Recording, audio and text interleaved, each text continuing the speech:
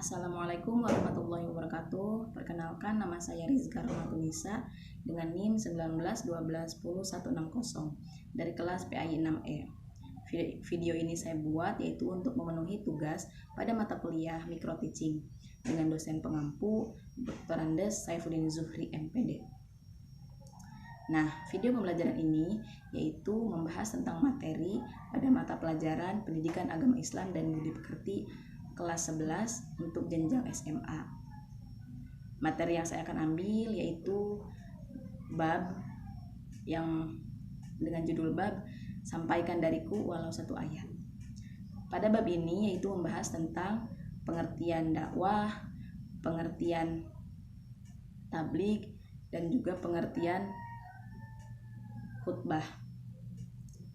Nah, banyak dalil yang menyebutkan mengenai kewajiban bagi setiap individu atau muslim untuk melaksanakan dakwah. Tertera juga dalam hadis Rasulullah SAW yang berbunyi, An Abdillahi Amru anna Nabiya SAW qala balighu anni walau ayah, yang artinya dari Abdullah bin Amr dituturkan bahwasannya Rasulullah SAW bersabda, sampaikanlah dariku walau satu ayat. Hadis riwayat Bukhari. Nah, jelas dalam hadis tersebut bahwasannya kita sebagai umat muslim perlu menyampaikan hal-hal kebaikan walaupun satu ayat. Diperintahkan juga dalam Quran surah Ali Imran ayat 110 yang berbunyi, Bismillahirrahmanirrahim, kuntum khaira ummatin ukhrijat lin-nasi ta'muruna bil ma'ruf wa tanhauna 'anil munkar wa tu'minuna billah. Artinya, kamu adalah umat terbaik yang dilahirkan untuk manusia, menyuruh kepada yang ma'ruf dan mencegah dari yang mungkar, dan beriman kepada Allah Subhanahu wa taala.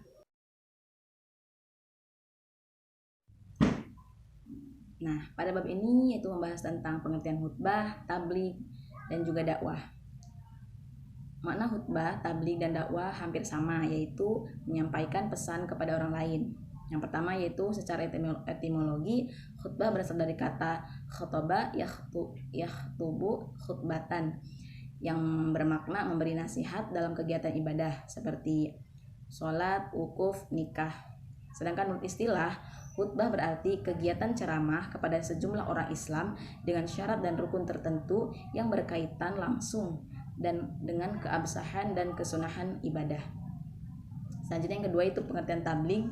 Tabligh artinya menyampaikan, memberitahukan dengan lisan maupun juga tulisan.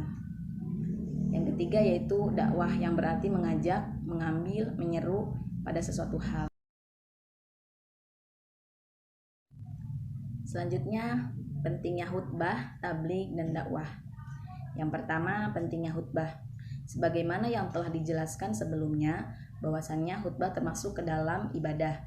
Maka khutbah tidak mungkin bisa ditinggalkan karena akan aktivitas membatalkan rangkaian ibadah. Contoh, apabila sholat Jumat tidak ada khutbahnya, maka sholat Jumat tersebut tidak sah. Contoh yang lain juga, apabila dalam wukuf tidak ada khutbah, maka wukuf tersebut tidak sah. Sesungguhnya khutbah itu merupakan kesempatan yang sangat besar untuk berdakwah dan membimbing manusia menuju ke jalan ridha Allah. Yaitu apabila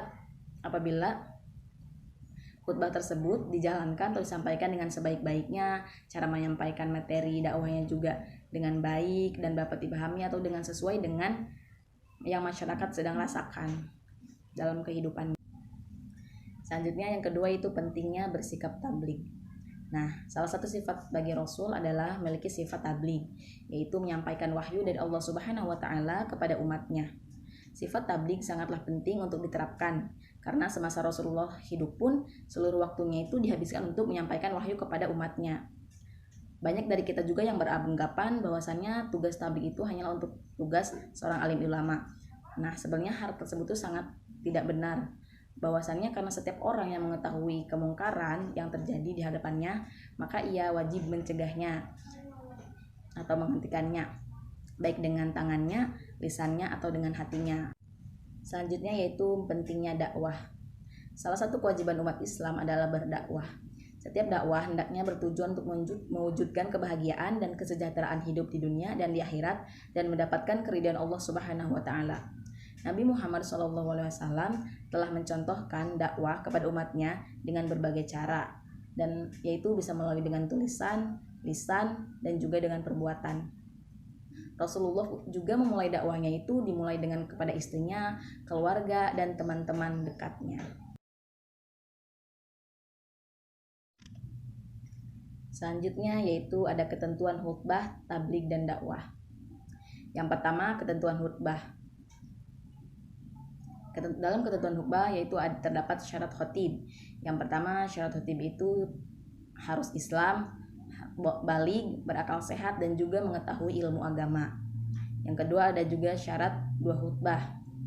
Khutbah dilaksanakan sesudah masuk waktu zuhur. Yang kedua, khotib duduk di antara dua khutbah. Yang ketiga, khutbah diucapkan dengan suara yang keras dan jelas. Yang keempat yaitu tertib. Nah, selanjutnya yaitu rukun khutbah. Yang pertama, membaca hamdalah. Yang kedua, membaca 2 kalimat syahadat. Yang ketiga, membaca sholawat. Yang keempat, berwasiat takwa. Yang kelima, membaca ayat Al-Quran pada salah satu khutbah. Yang keenam, berdoa pada khutbah kedua. Baik, selanjutnya yaitu ada ketentuan tabligh. Tabligh artinya menyampaikan. Orang yang menyampaikan yaitu disebut juga dengan mubaligh. Ada hal-hal yang harus diperhatikan dalam menyampaikan ajaran Islam. Yaitu yang pertama ada syarat mubaligh. Syarat mubaligh yaitu yang pertama harus Islam, yang kedua baligh, yang ketiga berakal, yang keempat itu mendalami ajaran Islam. Selanjutnya yaitu ada etika dalam menyampaikan tabligh. Yang pertama, tabligh perlu disampaikan dengan bersikap lemah lembut, tidak kasar dan tidak merusak, sebagaimana yang telah dicontohkan oleh Rasulullah SAW. Beliau dalam melaksanakan dakwah yaitu dengan melaksanakannya dengan bersikap lemah lembut dan tidak kasar. Selanjutnya itu menggunakan bahasa yang mudah dimengerti. Jadi menggunakan bahasa yang mudah dimengerti oleh orang-orang di sekitarnya.